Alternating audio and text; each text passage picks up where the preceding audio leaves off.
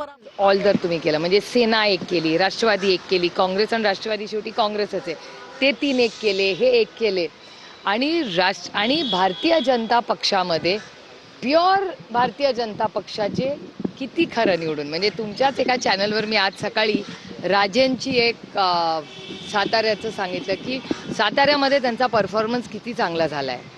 हा भारतीय जनता पक्षाचा परफॉर्मन्स नाही आहे, हा राजेंचा परफॉर्मन्स आहे. राजे जेव्हा राष्ट्रवादी काँग्रेस पक्षात होते तेव्हा परफॉर्मन्स साताऱ्याचा चांगला होता, ते आणि आदरणीय पवार साहेबांचा करिश्मा होता. तेव्हा सातारा सगळे प्रेमाने निष्ठेने साताऱ्याचा विकास झाला.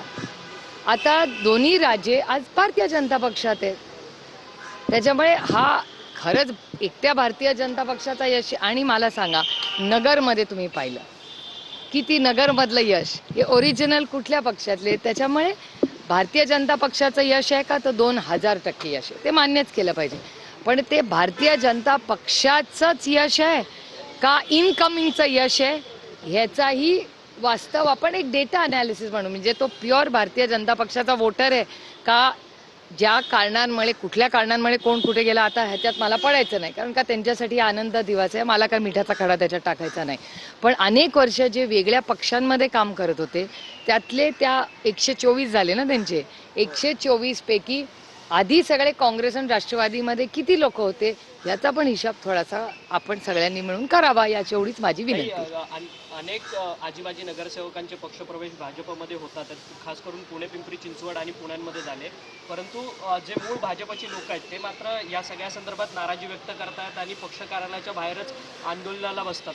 नाही, त्याच्यात काही मला गैर वाटत नाही, कारण का भारतीय जनता पक्ष जे ओरिजिनल भारतीय जनता पक्ष ओरिजिनल त्याच्याबद्दल माझ्या मनात जरूर मतभेद आहेत, पण मनभेद कधीच नव्हते. कारण का अतिशय सुसंस्कृत पक्ष, अतिशय आणि अगदी व्हॅल्यू बेस्ड तत्वाची लढाई ही भारतीय जनता पक्षाने लढलेली आहे. म्हणजे हरले तरी चालतील पण आपली तत्व सोडणार नाही असा भारतीय जनता पक्ष मी जवळून पार्लमेंटमध्ये पाहिलाय, असेंब्लीमध्येही पाहिला, आणि हीच त्यांची खासियत होती.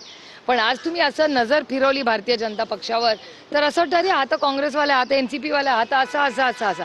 म्हणजे ज्यांनी सतरंजा उचलल्या, कष्ट केले, लाट्या काढल्या, ज्यांच्यामुळे आज भारतीय जनता पक्ष इथपर्यंत आहे ते कार्यकर्ते नाही आहेत ना. आज दुर्दैव आहे की त्या कार्यकर्त्यांना आज कुठे, म्हणजे आज फक्त जो जिंकून येईल, विनेबिलिटी हा एकच एक क्रायटेरिया भारतीय जनता पक्ष, मग तो कुठल्याही पक्षात असू दे त्याला घ्या.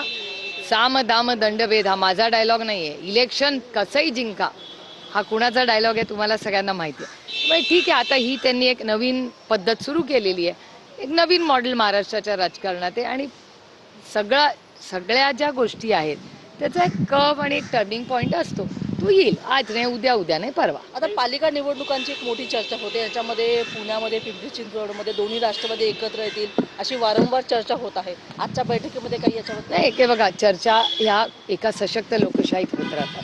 अनेक पक्षांच्या अनेक कार्यकर्ते असतात, उत्सुक असतात, त्यांची काही मतं असतात, त्याच्यामुळे काही TV वर बोलतात, काही आमच्या कुणाशी बोलत असतात. पण अधिकृत प्रस्ताव हा कुणात म्हणजे ना आम्ही दिला ना त्यांनी आम्हाला दिला. त्यामुळे दोन्ही राष्ट्रवादीचा आत्तापर्यंत काही चर्चा ना आम्ही त्यांच्याशी केली आहे ना त्यांनीही आमच्याशी केली आहे. दोन्ही बाजूनी महाविकास आघाडीची आमची चर्चा चाललेली आहे, हा पहिला मुद्दा. आणि दुसरा महत्त्वाचा मुद्दा की आपल्याला आठवत असेल की आदरणीय पवार साहेबांनी मागच्याच वेळी नगरपालिकेला तुम्ही सगळ्यांनी पाहिलं असेल, काही ठिकाणी म्हणजे सगळेच पक्ष एकमेकाबरोबर गेलेले आहेत. त्याच्यामुळे अनेक ह्या गोष्टी पुढच्या 1-2 दिवसात तुम्हाला क्लिअर राज्यात दिसतील. दादा एकीकडे सतेज पाटलांबरोबर फोनवरतून बोलतात की पुण्यामध्ये काँग्रेस सोबत आली पाहिजे, आणि दुसरीकडे हा प्रश्न आहे की महाविकास आघाडीमध्ये जर अजित पवार आले तर त्यांचं स्वागत होणार का पुणे? नाही, एक तर बंटी सतेज पाटलांशी अजित पवारांचं बोलणं झालंय का नाही हे मला खरंच माहिती नाही, आणि मला कसं माहिती असेल. आणि त्याचबरोबर आता पुढे सीट वाटप म्हणजे आमची महाविकास आघाडीची सीट वाटपची डिस्कशन काल रात्रीपर्यंत चाललं.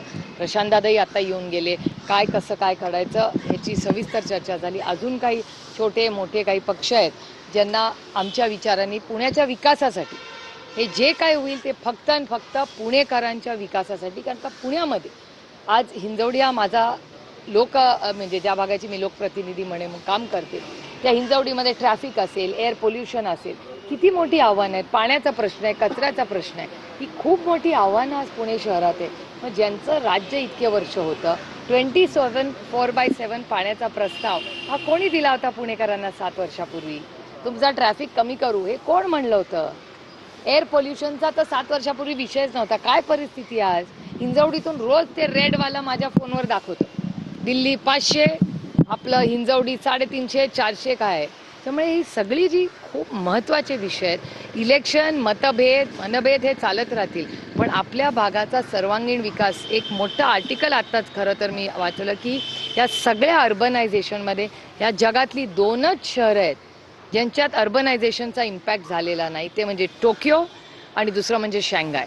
मग हे भाषणापुरतं ठीक आहे, हो आम्ही मुंबईचं टोकियो करू हे करू, पण रिअल इम्पॅक्ट या अर्बनायझेशनमध्ये विकास कामं, ठीक आहे मेट्रो आली चांगलं आहे, आमच्याही काळात मेट्रोचं काम सुरू झालं होतं, यांनी पूर्ण केलं, मध्ये आम्ही होतो. गव्हर्नन्स